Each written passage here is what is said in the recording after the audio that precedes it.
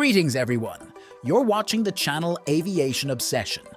Did you know some airlines own more than just the passenger jets you see zooming through the sky?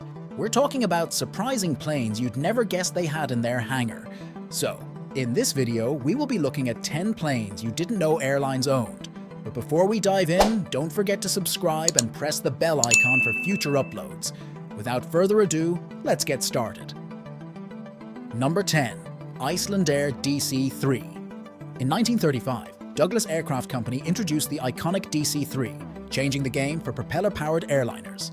Unlike its competitors, this aircraft didn't rely on mail subsidies, focusing solely on passenger transportation. With its sleek design and capacity for up to 28 passengers or a hefty cargo load, it was a versatile workhorse with a wingspan of over 64 feet. During World War II, the DC-3 became a military favorite, serving in various roles from troop transport to cargo hauling. Post-war, Iceland Airlines saw their potential and added them to their fleet in 1946. These planes improved domestic flights in Iceland, offering better comfort and performance. However, by 1972, Iceland Air had said goodbye to the DC-3, opting for larger planes for international travel while keeping smaller ones for local routes. Number 9. Emirates A310.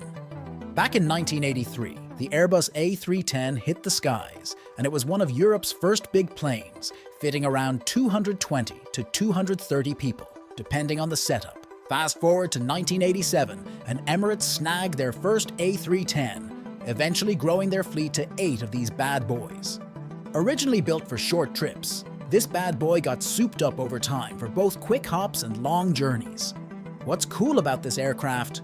Well, it rocked a sleek glass cockpit, a first in the aviation world. But as newer planes rolled in, it started to fade out. Emirates said goodbye to their last A310 passenger plane in 2007, swapping it out for fancier models like the Airbus A330 and A380. Number 8. Lufthansa Cessna Citation. The Citation X series, launched in 1996, brought top-notch speed and efficiency to the business aviation scene, all without breaking the bank like those big corporate jets. With room for 8 and a swanky Honeywell Primus Epic flight deck, it quickly became a crowd favorite. Lufthansa Airlines added 2 Citation CJ3 and 2 Citation XLS Plus to their fleet in 2008, giving passengers the luxury of flying alongside their regular long-haul trips. But it wasn't just about looks. The Citation X could reach up to 489 miles per hour and cover 2,700 miles on a single trip, which was ideal for Lufthansa's shorter routes. And with top-notch tech and safety features, passengers can relax knowing they're in good hands up in the sky. Number 7. Japan Airlines Il-62. The Ilyushin Il-62, a notable Soviet-era narrow-body jet, flew from 1963 to 1995 under the Ilyushin Aviation Complex. It aimed to rival giants like the Boeing 707 and Douglas DC-8, serving mainly the Soviet Union and Eastern Europe. In the 1970s, Japan Airlines embraced the Il-62 for long-haul flights, impressed by its range of over 6,200 miles and seating capacity of 186 passengers.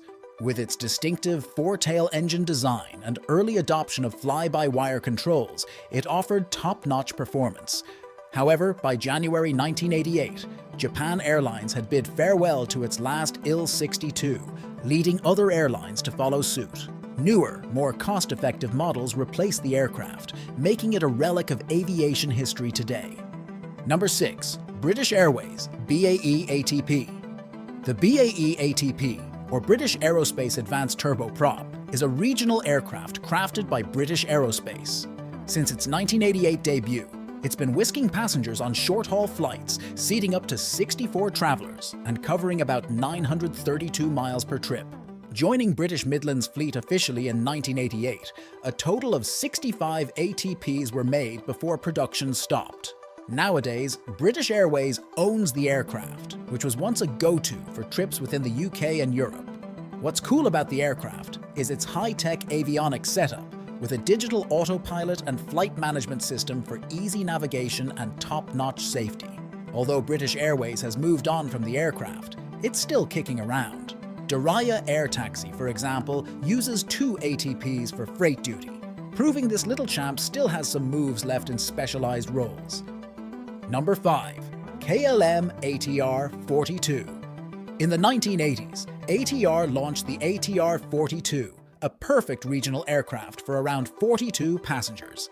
KLM, known for long-haul flights, surprised everyone by adding these fuel-efficient planes to their fleet in 2006. These planes were a game-changer for KLM, expanding their European routes. What made the ATR 42 so popular? Its high-wing design gave passengers a great view and made maintenance easy. Plus, those fuel-efficient turboprop engines kept costs down. And with cool tech like digital autopilot and weather radar, safety was top-notch. KLM Cityhopper used these planes for short hops around Europe, especially in places where bigger planes couldn't go. But by 2010, KLM shifted focus to long-haul flights, saying goodbye to the ATR 42s. Number 4. United Airlines Caravel. In the swinging 1960s, the Sud Aviation SE210 Caravel was the coolest plane in town. Made by SNCase, this sleek beauty took off in 1955, winning hearts with its stylish design and top-notch tech. United Airlines snagged a special version, the Caravel 6R, decked out with all the latest gadgets like thrust reversers and a snazzy new windscreen. From 1961 to 1973, United rocked a fleet of 20 Caravels, a rare feat for a European plane in the US. With room for 80 passengers and a range of 1,800 miles, it was perfect for short to medium hauls.